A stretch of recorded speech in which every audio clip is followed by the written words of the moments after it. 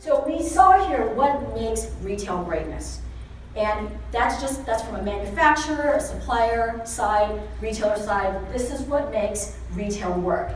And in every single one of those, when Medicare is at the dance, it is the ultimate impermeable barrier.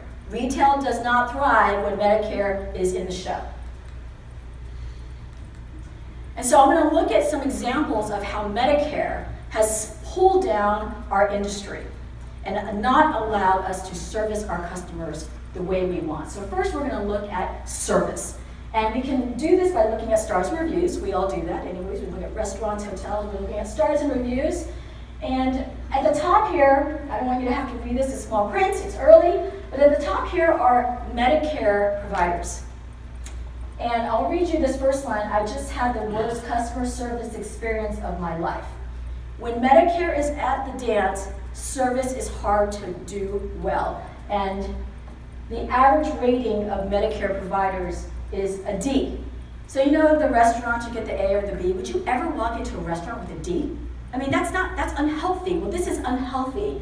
Not good for your lifestyle, not good for your grandma walking to a place with a D. But what's interesting is, and also very encouraging, is that our dealers that have transitioned to retail and really focused on the service and the selection and shopping have great reviews. Such a great experience. Employees were friendly, especially the delivery guy. I mean, just fantastic reviews of dealers that are starting to focus on retail. The other snapshot of retail is a shopping experience. And again, when Medicare is at the front and center, retail does not look good. And I'm sorry to say that in our industry, it is some of the most awful looking customer shopping experiences I've ever seen. And that has nothing to do with any brand. Every company can look like that. And the last one is innovation. Again, when Medicare is there in the room, there is very little innovation to be had. And so this is a picture that I took in an assisted living center about 8 or 9 years ago. And I did a mobility event. So I got everyone to come down and I'm going to get those tennis balls off your walker. I asked every single person in the room how they felt about their walker. And guess what? I got 100% I hate my Medicare walker. So I decided to do some research. And also because over the years people would ask me, like, why do people put tennis balls on walkers?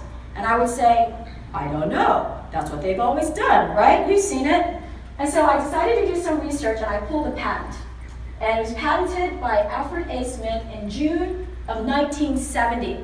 So just a little disclosure here, I was born in 1970. So that means that this walker, which hasn't really changed at all, has been around for 46 years with no innovation. In fact, the only innovation, because the walker actually didn't work well, but it's fine, Medicare took it, was people put tennis balls on.